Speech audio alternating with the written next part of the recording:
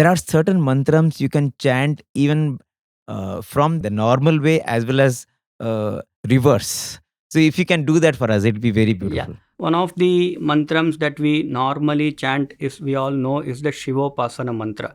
The Shivopasana mantra, we chant the 5 important mantrams, which starts with Bhavaya Namaha, Bhavalingaya Namaha, Sharvaya Namaha, Sharvalingaya Namaha, Shivaya Namaha, Shivalingaya Namaha, Jwalaya Namaha, Jwalalingaya Namaha, Atmaya Namaha, Atmalingaya Namaha, Paramaya Namaha, Paramalingaya Namaha, Etat Somasya Suryasya Sarvalingagasta Payati Pani Mantram Pavitram. After this, there are 5 mantrams which are essentially chanted before Lord Shiva. The first mantram is called as the Sadyo Jatam. Sadyo Jatam Prapadyami Sadyo Jataya Vai Namo Namaha. Bhave Bhavenati Bhave Bhavasvamam Bhavodbhavaya Namaha. The next mantram is called as the Vamadeva mantram.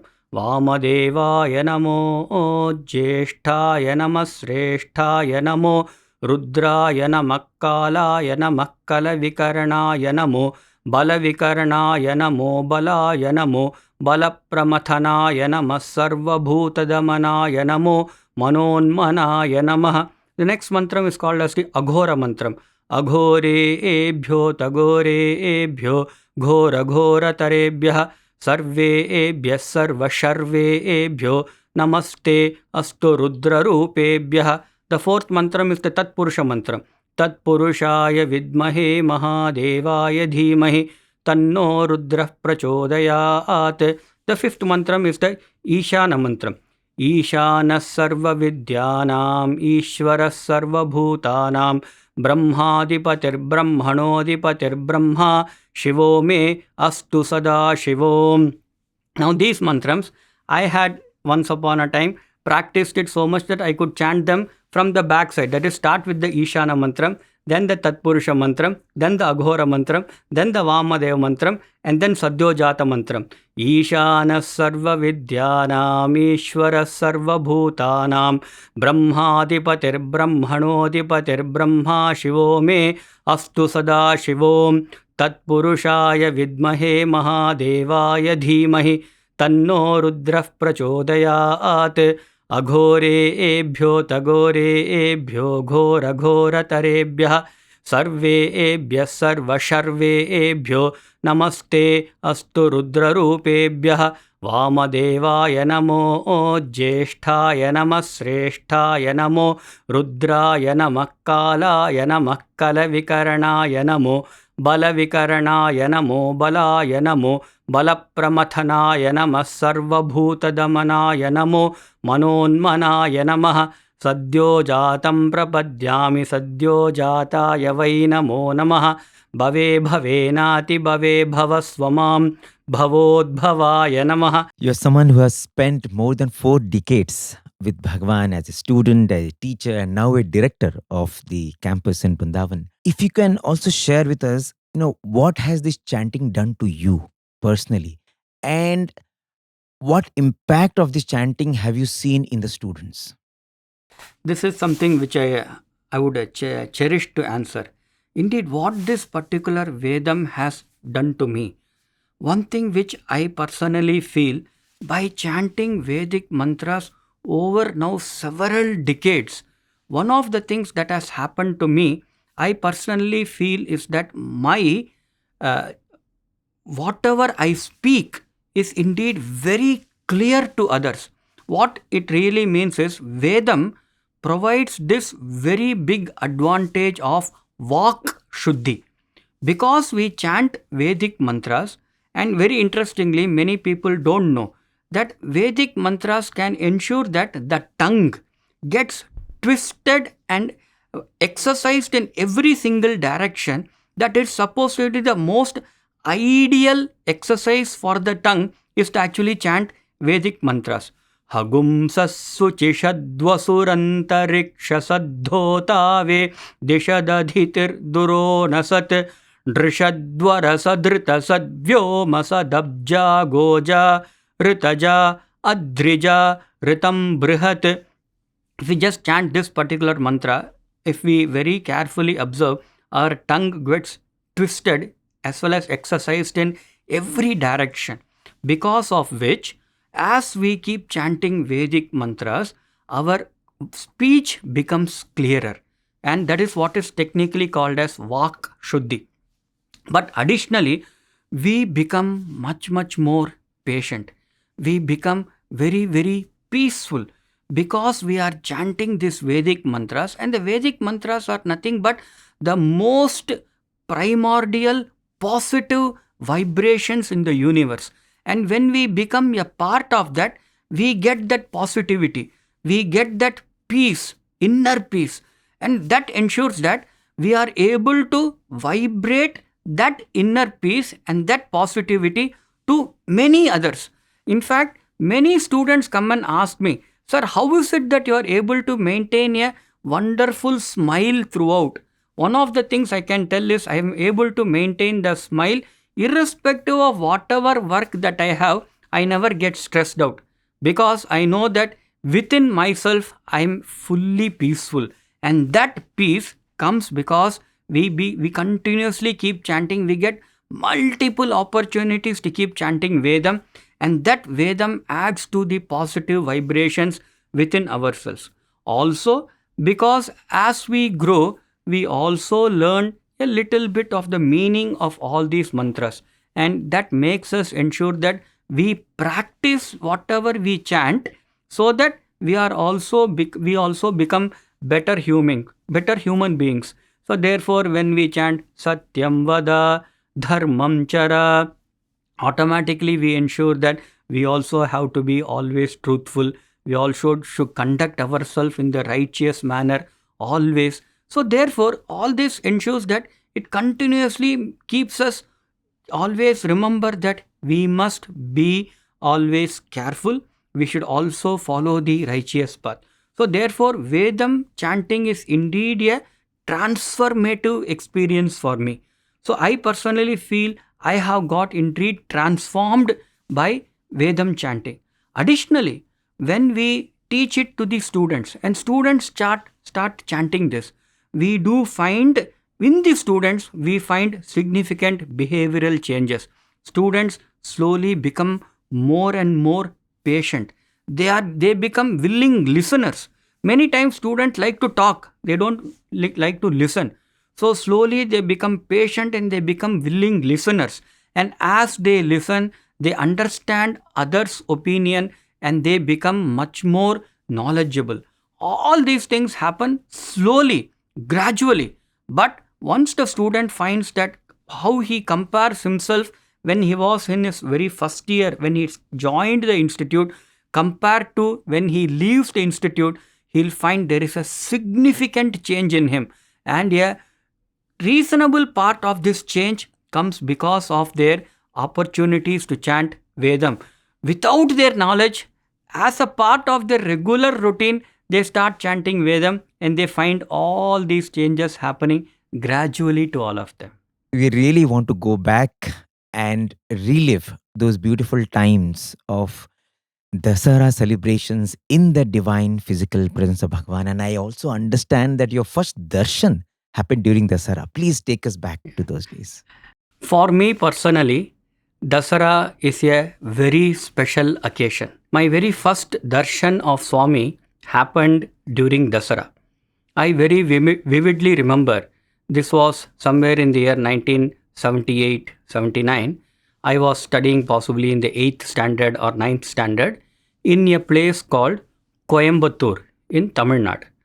And I came to Prasanthi Nilayam for the very first time to participate in the Dasara celebrations. Of course, I was more like an audience, and it was such a wonderful opportunity, such a great blessing, because that was the very first time I also had Bhagavan's darshan. But my father had come earlier also many times to Prasanthi Nilayam. But for me, it was one of the rare opportunities to come along with my father to Prasanthi Nilayam and spend close to 10 days at Prasanthi Nilayam, not only bask in Swami's divine blessings, in fact, at that time, I did not even know that a few years down the line, I would be actually joining the Brindavan campus in the year 1982. But I still vividly remember the 1970s. In fact, the Prasanthi Nilayam today that we see has so much of facilities and so much of wonderful arrangements for the devotees. In those times, in the late 1970s, the arrangements were quite rudimentary. I remember coming with my father to Prasanthi Nilayam, and we were directed towards the sheds. And the shed, I remember, was somewhere in the place where currently we have the north blocks. And we were going to one of the sheds. Most of the sheds were full with devotees. One of the sheds, which was not occupied, was slowly being allowed for devotees. It was one of the last few sheds. The interesting thing I still remember was that particular shed did not even have a flooring. It was just that there was a roof on the top, and we all had to put all our luggage and whatever bedding that we had got with us on the directly on the earth, on the floor, and we had to necessarily live there. It was, in spite of all of that, it was a very, very comfortable, most importantly, very enjoyable trip to me, because I was there in Prasanthi Nilayam for the first time. It was for me very enjoyable staying in Prasanthi Nilayam, having Swami's darshan daily. I again vividly remember seeing the yajnam, and I could at that time chant some of the mantrams which the pujaris were all chanting, the priests were all chanting. I felt very happy. That was the way I could participate in the yajnam. But one thing which really stands out for me was on the final day, Swami did the Vibhuti Abhishekam to Shirdi Baba. I still very, very vividly remember that incident where Professor Kasturi was holding the urn into which Swami had put his hand, and Swami was creating so much of Vibhuti. It was all very, very wonderful for me to see, and it was something which even to this moment is etched in my mind. I feel so blessed that it was during Dasara I got the first opportunity to visit Prasanthi Nilayam, and I also got the first darshan of Swami. And I personally feel it was Dasara which pulled me to Prasanthi Nilayam, and later, just in few years later, I got the wonderful blessing of joining Swami's college for my 11th class in the year 1982 in Brindavan. So therefore, for me personally, the 1970s Dasara is something very special which I continue to cherish in my heart even till this day. So, our family is a traditional South Indian family. So therefore, Vedam chanting, Shlokam chanting were all actually part of our regular upbringing. However, my father wanted to learn Vedam, and we did have a Pandit from the Kanchi Matam who was there in Coimbatore at that time. He agreed to come to our home and teach my father. However, my father also insisted that I should also sit for those Vedam classes.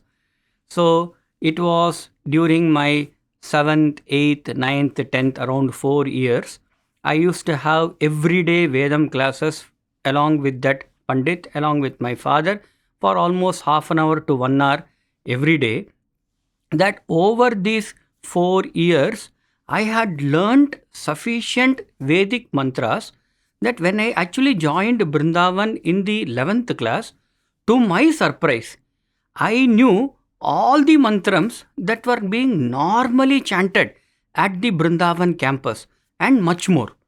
And this was something a blessing that Swami had given to me even before I joined the Brindavan campus. So I remember within the first year of joining, that was in my 11th class or 12th class, one of those times, I was given an opportunity to chant Vedam along with all the other senior students, including the senior people like Vedanarayan and others, as well as Kamavadani Garu. I was allowed to chant.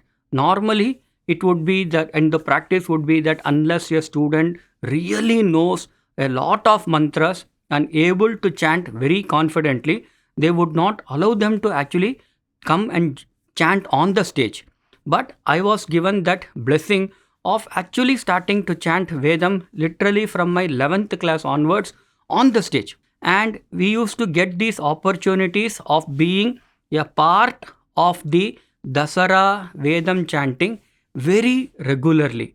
And slowly from the Dasara chanting, I remember during the 60th birthday time, just before the 60th birthday, Swami selected a few students from across both the campuses, that is Brindavan and Prasanthi Nilayam.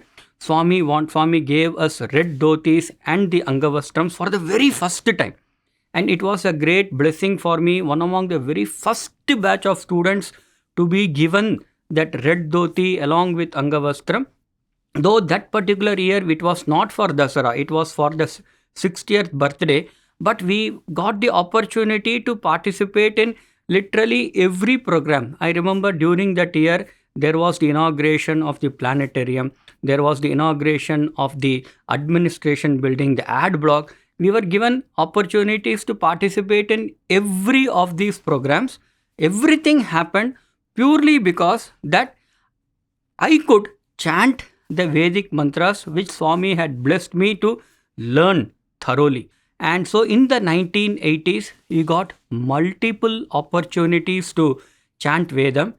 Yesterday, as the bhajans were going on the big screen in Kulwant Hall, suddenly they were playing, yesterday as well as today, they were playing a video of the 1980s Dasara celebration.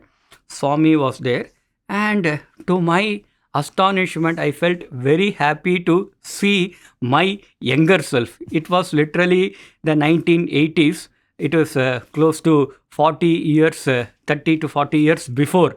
And I could see my younger self, Swami, coming and specifically directing us all off to sit where we have to sit on the stage and how we should chant. It was in those 1980s, I remember Swami's participation in Dasara celebrations was just complete. Every single moment and every single action on the stage was actually personally directed by Swami, including the moment from which the fire is created till the moment where the Purnahuti actually happens. Every single action Swami would personally direct, and I was blessed enough to see it at extremely close quarters. Only reason, again, I was a part of the Vedam Group. So yesterday I was actually watching that, and I remember even today I remember I was literally a few inches away from where Swami had created a very huge gem necklace to one of the main pujaris. I even remember Swami creating, and that necklace literally fell from Swami's palm, and Swami held it, and as it fell, it was swaying.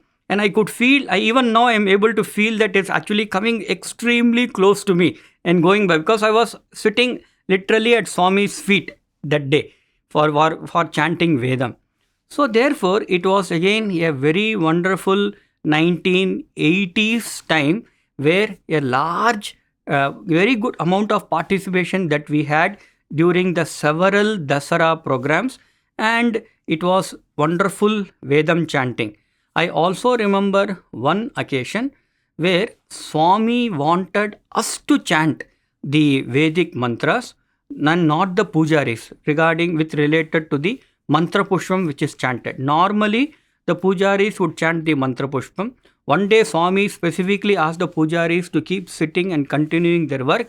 Swami asked us to chant the entire Mantra Pushpam. So I remember the 1980s Dasara again as a student, both at Brindavan till the year 1987, and after that as a MBA student here at Prasanthi Nilayam. Extremely enjoyable time till I joined for my research in the year 1989. So the 1980s Dasara was once again a very, very enjoyable moment to me. I personally see the Dasara not only as a beautiful function at Prasanthi Nilayam, I see the Dasara as my own growth in this particular place. In the 1970s, I came as an outsider, as a student from an outside institution. In the 1980s, I came as a student of Swami's education institutions. And in the 1990s, Swami had asked me to join for my PhD, and I had already started teaching for the MBA classes. At that time, Swami wanted me to take more organizing responsibilities. So I remember Swami would inform the warden at that time that Swami will provide, Swami will bless all the students with Vedam dhotis, and the warden would invariably call me to find out how many students were involved or how many students were there to whom we had to pray to Swami for Vedam Pattu dhotis.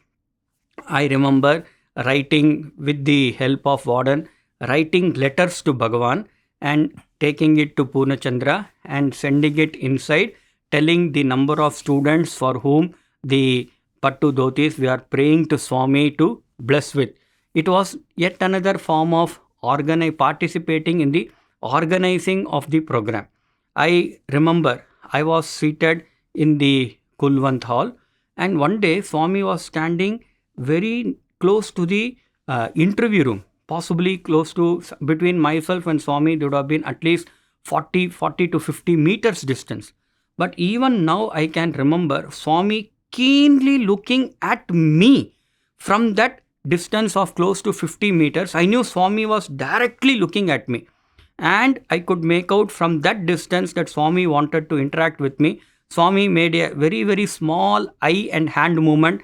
I went close to Swami, and Swami, based on the letter that I had given that earlier, Swami asked me how many dhotis were required, and I did mention to Swami that so many students were there. I even wrote it in a small slip of paper telling that these were the number of students. I still remember Swami very joyfully, happily took that slip of paper from me, read through it, tore it, and then Swami put it in my pocket, that same paper. So therefore, that was the way Swami interacted. For Swami, the students who were chanting Vedam were indeed special, because they were given this opportunity to participate in the Dasara Yajnam directly by Bhagawan. And so therefore, during the 90s, we got this very wonderful opportunity. Once again, I was a part of the organizing group. As in the year 1995, we had the 70th birthday. And during the 70th birthday, again, Vedam was a very, very big item. But Swami ensured that all the students who were a part of the Vedam would get the Vedam dhotis, and Swami personally ensured that the students would be available for chanting. One important thing I remember, in the 1990s, one particular year, Swami wanted the Vedam to be chanted for very long times. In fact, we used to chant Vedam during that year, during the Dasara time, almost every day, some 4-5 hours. Swami would expect us to be there in front of the interview room at morning somewhere around 7 o'clock. So we would come there. Swami would then come and give darshan. Swami had by then shifted to the Purnachandra, and Swami would give darshan. Swami would actually take devotees inside, but before taking the devotees inside, Swami will send the Vedam students inside and ask them to chant Vedam inside interview room. I remember we used to keep on chanting Vedam inside the interview room, as Swami conducted the regular interviews for devotees. And we were still chanting Vedam. Swami didn't ask us to stop at all. Swami continued his interviews and we were chanting Vedam. I also remember during one particular occasion, Swami took a select group of students and staff upstairs in the bhajan hall to his quarters where he had stayed before shifting to Purnachandra. Swami took us to every room, everywhere we went, and we chanted Vedam. We could see Swami wanted us to chant Vedam that year so much. And we kept on chanting. I remember after chanting for 3 hours plus in Mandir, then when we would go to Purnachandra and then chant Vedam as a part of the Yajnam also. And Swami would want us to keep on chanting. I remember this particular incident. After some time, because I was chanting for many hours every day, I suddenly found that my voice had become extremely hoarse. And the day before Purnahuti day, I remember one more teacher coming and asking me the time. I opened my mouth to tell the time, but to my own utter surprise, I found there was no voice coming out because the voice had got strained so much. But I also knew the very next day, the mic would be kept in front of me so that I would be part of the Mantra Pushpam chanting. And I was dreading that moment because my voice was absolutely hoarse. In fact, there was no voice coming out. The next day, I was seated there. The mic was kept in front of me. The Mantra Pushpam chanting started. Swami turned towards us students and staff, and Swami asked us to start chanting. I remember that moment, miraculously the voice came back and I chanted the entire Mantra Pushpam for 15-20 minutes in a very high pitch, and Swami was continuously increasing the pitch. We kept on chanting at high pitches. I remember after the program, a few elders came and told that today the chanting was so nice. Swami was so much involved in the chanting. And I also felt extremely happy. I went back to the hostel and then again somebody attempted to speak to me. I wanted to reply, and to my utter surprise, there was no voice. There is absolutely, I could not speak anything. So just before the program, my voice was not there. For that 20 minutes of the Mantra Pushpam chanting, my voice was crystal clear. I could chant thoroughly. And then immediately after the program, again, I didn't have voice. It was literally, it took 2 to 3 days for slowly the throat to get settled down and I could recover back my voice. I remember Swami literally blessing me so that I would be able to perform my duty. This was something which I even to this day I feel as a extraordinary blessing because Swami had blessed me specially on that day to ensure that I will be able to chant. All these wonderful things happened in the 90s, wherein I got an opportunity to be a part of the organizing group of teachers as long as I stayed in Prasanthi Nilayam till the year 1997. From 1997, I was transferred to Brindavan Campus back as a teacher, and my participation in the Vedam was more as a teacher from the Brindavan campus. And it was wonderful again because Swami would continuously keep on blessing us. We were continuously getting the chances, but I still remember the 1990s Vedams.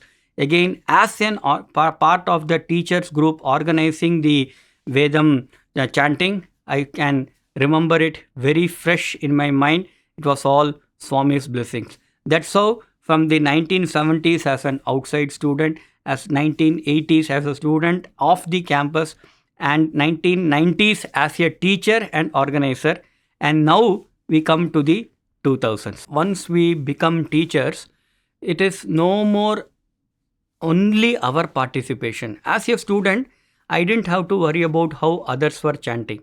But now that I became a teacher, it was my responsibility to ensure that not only I would chant well, but all other students would also chant well. So, therefore, it became the additional responsibility to ensure that we continuously keep training students. So, all the devotees would be seeing students actually chanting Vedam during Dasara. But we would like to tell you all that behind this, there is a long process. Throughout the year, the students keep on getting opportunities to chant Vedam every day. There are Vedam classes which are held every day, and students keep on learning as well as chanting Vedic mantras, so that during Dasara time, all the students are able to chant very confidently. I remember again in the 2000s, where as a teacher I used to get opportunities again to chant Vedam and also make students also chant. One of the beautiful things I remember during Dasara was that how much Swami is directly connected with the yajnam, as well as how much he is observing us. On one particular occasion, the organizers at Prasanthi Nilayam, they actually came and told the pujaris that Swami would not be coming for the uh, taking the arati during that morning session, and therefore the pujaris were asked to chant the mantra pushpam. So I remember the pujaris and along with the students we chanted the mantra pushpam and the arati was taken. As we were moving out, Swami came into the stage and we all rushed back. And then Swami asked us very jokingly, how come you all finished the arati without me? Then we told, no Swami, we are waiting for you to do the arati. I remember we once again chanted the mantra pushpam and the arati once again happened. How Swami ensured that we would get the opportunity of chanting the mantra pushpam in his divine presence. It was very wonderful. Another day, I remember I was chanting Vedam, and for me, Vedam chanting, because many times I get to chant on the mic, I have to ensure that my voice is really in good condition. So, therefore, I normally have a clove in my pocket, and whenever I feel that my voice could become a bit hoarse, I'll just put that clove into my mouth and keep on slowly chewing it, so that essence of that clove will ensure that the voice is smooth. So, as I was chanting and I had put a clove in my mouth, Swami came for the inside the Purnachandra. Swami came in the wheelchair. Swami was taken across the entire Purnachandra. Swami went and gave darshan. And I remember from literally far away in the Purnachandra, we were all sitting on the stage. Swami was literally at the back of Purnachandra. Swami was coming towards the stage.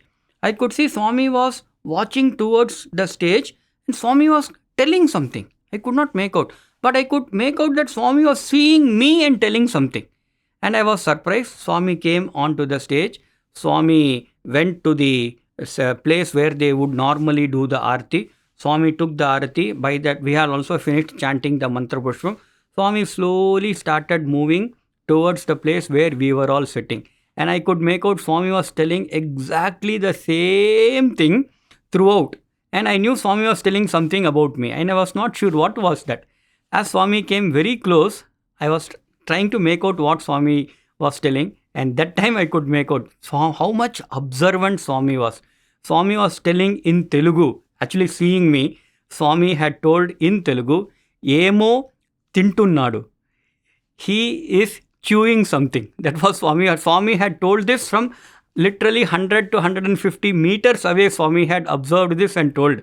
But I felt very happy. From such a distance, Swami had been observing me, that I had chewed that clove just to ensure that my throat was in good condition. Yet, we have to be one important lesson that Swami wanted me to learn was that we have to be extremely careful, because that same whatever we are doing is actually being observed by many devotees, and therefore we have to be very careful and we have to be very discreet. So Swami in a very beautiful way taught me that how we should be very careful and discreet.